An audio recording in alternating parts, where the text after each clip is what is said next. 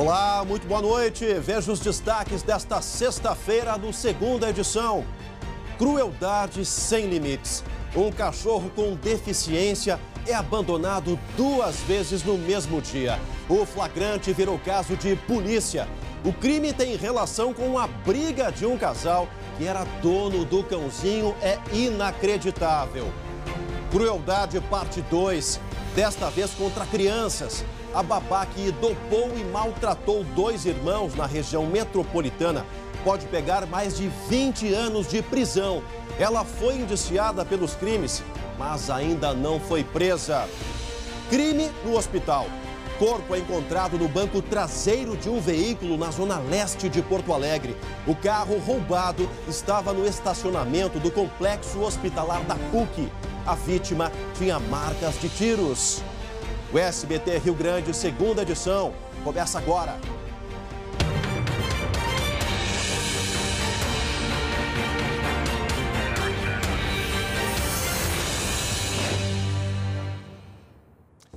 Se você, assim como eu, gosta de animais de estimação, os nossos mascotes, alguns até integrantes da família, preste atenção nessa história, porque, olha, ela mexe com o nosso sentimento.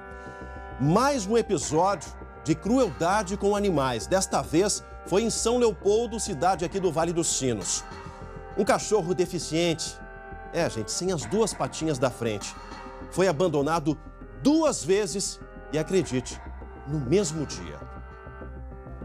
Se um abandono já dói, imagina 2 no mesmo dia, num intervalo de apenas 12 horas.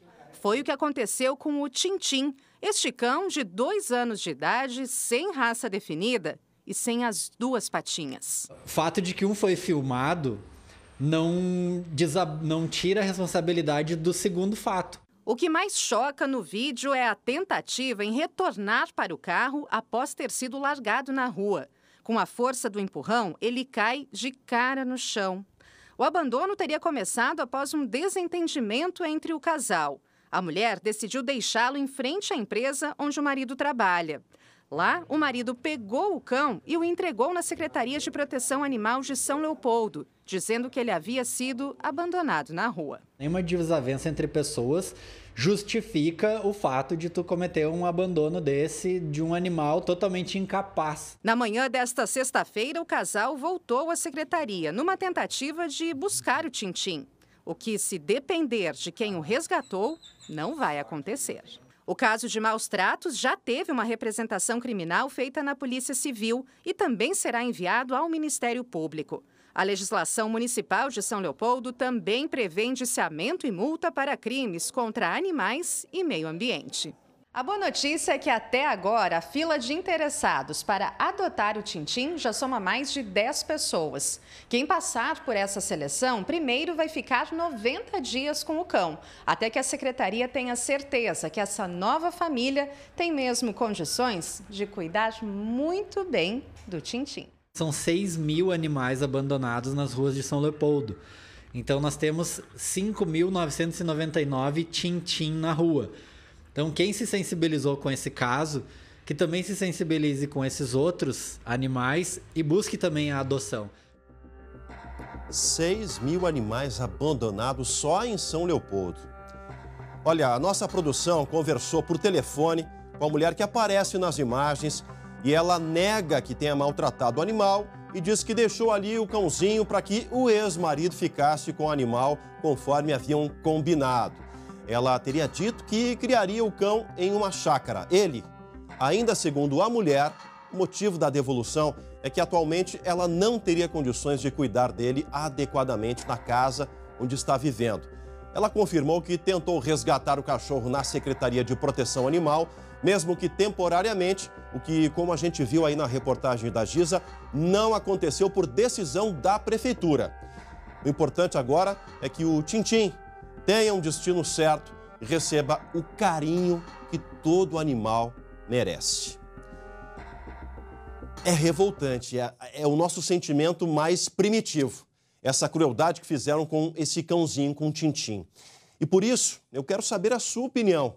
Participe aqui do Segunda Edição, comigo, com toda a nossa equipe de produção. Olha, a multa prevista para esse tipo de crime que esse casal cometeu é de 500 a 3 mil reais. Você acha que a punição é justa? Deixa aí na nossa página a sua opinião, facebook.com/SBTRS Oficial. Daqui a pouquinho eu vou ler alguns comentários. A sua participação nos ajude a construir aqui o segunda edição. Agora eu abro espaço para o jornalismo ao vivo, porque a reportagem aqui tem prioridade total. Já coloca a Giza Guerra aí no plasma. A Giza tem informações ao vivo sobre um corpo que foi encontrado dentro de um carro que estava estacionado em um dos hospitais mais importantes aqui da nossa capital. Onde foi isso, Giza? Boa noite. Boa noite, Chemali. Boa noite a todos. No Hospital São Lucas, vinculado à PUC, aqui na zona leste da capital. E essa informação chegou à instituição através da própria polícia. Só que um familiar teria ligado, então, para a polícia avisando que o filho desta pessoa, da mãe no caso, estaria dentro de um carro morto aqui no estacionamento da PUC. Imediatamente, então, os policiais acionaram seguranças aqui da instituição, que fizeram uma ronda aqui pelo estacionamento, onde nós nos encontramos neste momento, e desconfiaram de um carro preto, um Fiesta, que estava estacionado aqui, então, desde ontem à noite. Desse carro já estaria sendo emitido um odor muito forte. E foi por isso, então, que foi acionada a polícia. Vamos ouvir o que o delegado Guilherme Guerra, da primeira Delegacia de Homicídios da capital, falou a respeito. As informações preliminares levam a crer que tudo tenha ocorrido fora da PUC, que ele teria sido atingido por uma desavença no local onde ele morava e atingido por um disparo de arma de fogo, e veio a solicitar socorro e veio até a PUC com uma outra pessoa, faleceu no local, provavelmente, isso é uma das hipóteses, e foi abandonado por esse outro indivíduo, até porque o veículo se encontra em situação de roubo, provavelmente então essa pessoa tenha evitado uma responsabilização criminal nesse sentido também. Pois é, no interior deste veículo, então, estava o corpo de um jovem de 25 anos, que foi identificado como Andrew Fagundes dos Santos. Ele tinha uma marca de disparo de arma de fogo no abdômen. Ele era morador do Campo da Tuca e, segundo a Polícia Civil, tanto seria usuário de drogas, quanto também teria envolvimento com o tráfico de drogas da região. Agora, Giz, o que mais chama a atenção é que a família da vítima foi avisada aí, não se sabe ainda por quem, de que o Andrew estaria morto já dentro desse carro. Vamos ver o que o delegado falou sobre isso. Você conversou mais com ele, ele também destacou isso. Vamos ouvir o delegado Guilherme. Os familiares me falaram formalmente que ele estaria fazendo uso de drogas excessivo, estaria furtando já os familiares e por esse motivo teria saído de casa e alugado um outro local para residir. Giz, acabei... Pois é, Chemali, ainda conforme o delegado... Desculpa. Pode falar. Isso, exatamente. Conforme o delegado ainda, a questão das imagens do estacionamento, do circuito interno de monitoramento, é possível ver que uma pessoa está conduzindo o carro na chegada, então, ao estacionamento, só que o delegado levanta essa hipótese, né? Seria uma outra pessoa que simplesmente veio deixar, então, esse jovem em busca de atendimento aqui no hospital, ou seria a própria vítima que, estando atingida, né, estando ferida, teria vindo procurar, então, atendimento médico aqui no Hospital São Lucas da PUC. O que se sabe, então, é desse envolvimento com o tráfico de drogas. A própria família já teria passado essa informação à polícia de que ele seria usuário e, por isso, não estaria nem mais morando com os familiares, estaria morando num local que foi alugado, justamente porque estaria afastado da família em função dos furtos, estaria vendendo objetos dos familiares, do irmão, para o consumo de drogas. A instituição, tanto o Hospital São Lucas da PUC, quanto também a empresa terceirizada responsável pelo estacionamento, emitiram uma nota, né, dizendo que lamentam muito o fato, consternados com o acontecimento. Aliás, uma movimentação bastante intensa quando nós chegamos até aqui, agora já mais tranquila, mas estão colaborando com qualquer tipo de ajuda ou de informação ou de imagem, detalhamento que possa colaborar com a investigação. É isso que temos, então, até o momento, Chemali. Morador do Campo da Tuca, 25 anos, com envolvimento com o tráfico de drogas e também usuário de drogas. Vou pedir para o Ernesto Eiler nos mostrar. Aqui estava estacionado o carro, há pouco foi lavado em função de marcas de sangue. Essa vaga, então, era ocupada pelo carro que era roubado.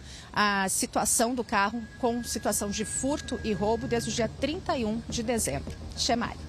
Tá certo, Giza. Obrigado, um bom trabalho para toda a tua equipe. Aí a gente continua monitorando a investigação da Polícia Civil nesse episódio.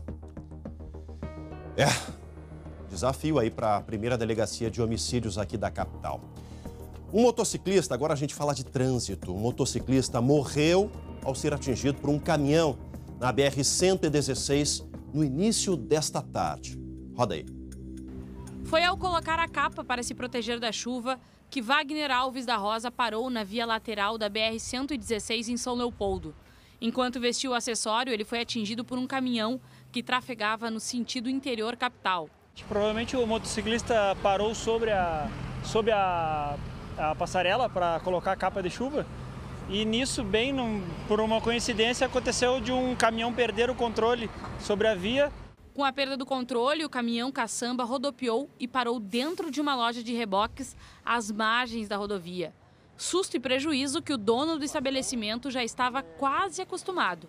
Em 20 anos de comércio, esse foi o 6º acidente em frente ao local. Já houve outros acidentes, já entrou carro aqui dentro da loja com acidente, já amassaram também os barcos que tinha aqui, os reboques uma vez. A vítima tinha 40 anos e trabalhava nos Correios há quase 2 décadas. O condutor do caminhão não ficou ferido. O trânsito teve que ser desviado por cerca de 2 horas. Que fatalidade no trânsito. Vocês lembram desse caso lá do centro do nosso estado? Pois tem novidade no episódio do surto de infecção intestinal que matou 2 crianças em Santa Maria. Quem nos conta é a repórter Bruna Tasqueto.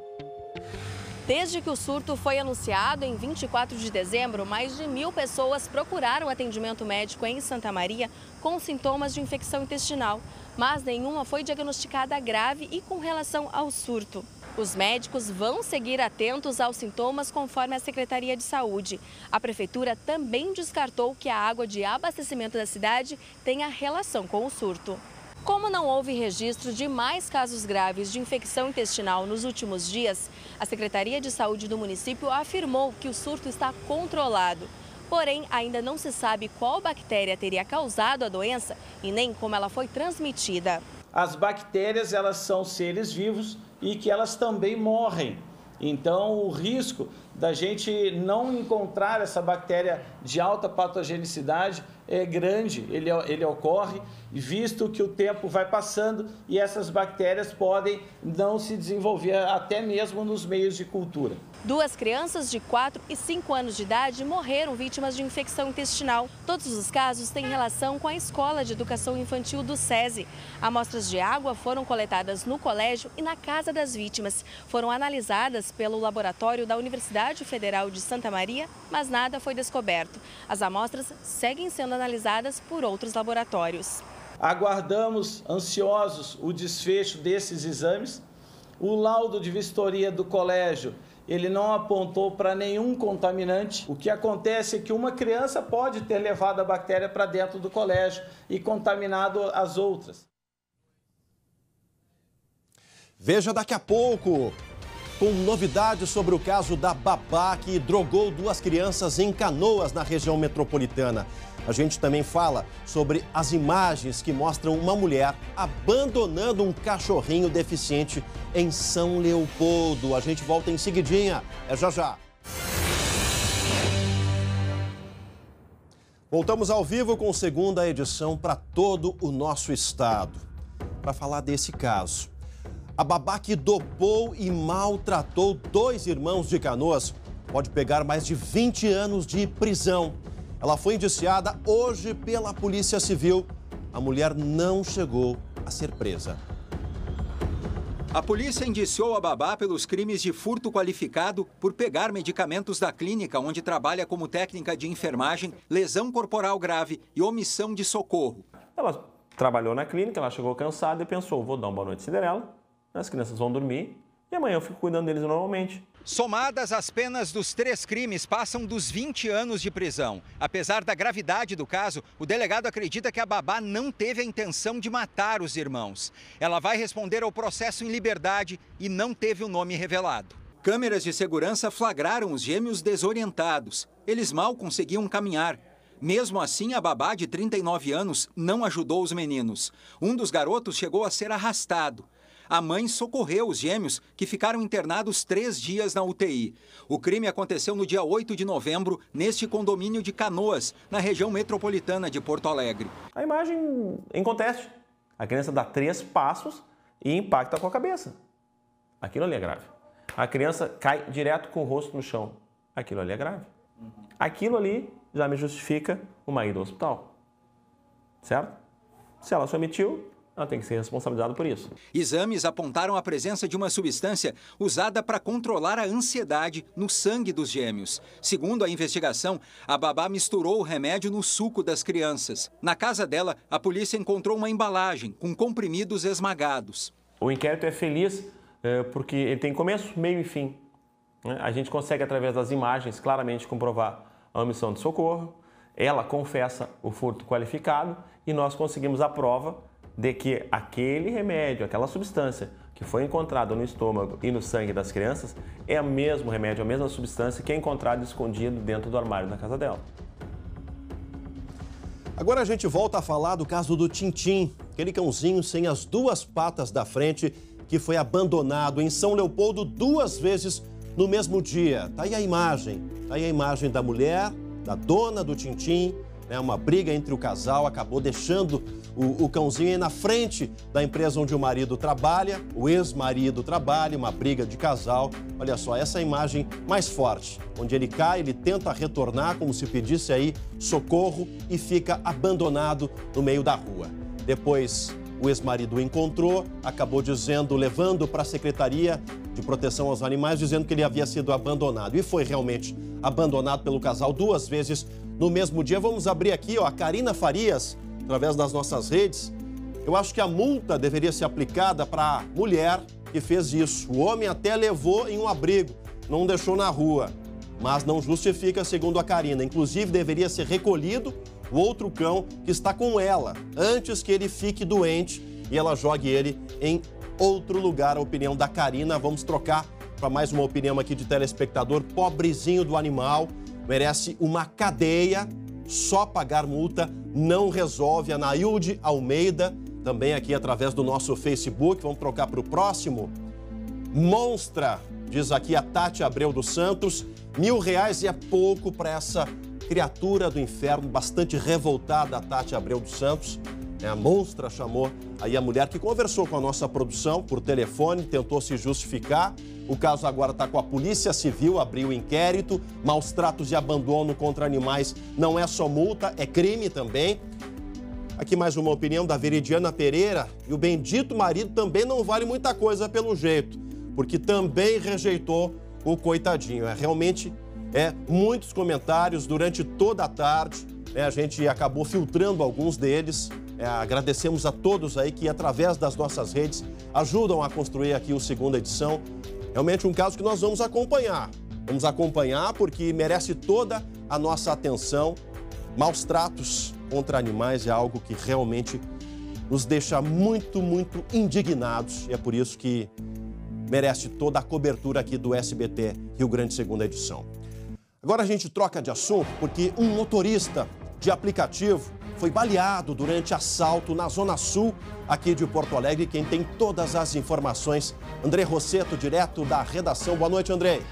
Boa noite, Chemali. Boa noite a todos. Chemali, o crime aconteceu pouco antes das 4 da tarde, na rua Doutor Vergara, no bairro Vila Nova, aqui na Zona Sul de Porto Alegre. Segundo testemunhas, os assaltantes balearam o motorista na mão e bateram na cabeça dele com uma madeira. O homem foi encaminhado para o hospital de pronto-socorro e segue em atendimento. O carro foi localizado agora há pouco, Chemali, abandonado no bairro Restinga. Ainda não está claro como os assaltantes abordaram o motorista. Se estavam como passageiros no carro com ele ou surpreenderam a vítima, que estaria dentro do carro estacionado.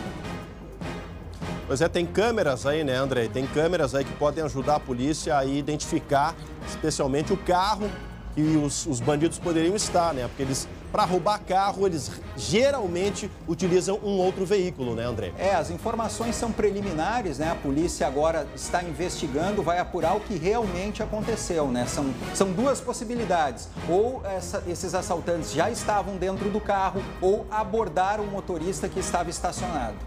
André, agora a gente fala de trânsito, porque tem uma imagem lá de Nova Santa Rita, um caminhão tomba e por muito pouco não matou um ciclista que estava no acostamento, André. Está aí flagrante na tela. É inacreditável as imagens, a gente está vendo aí.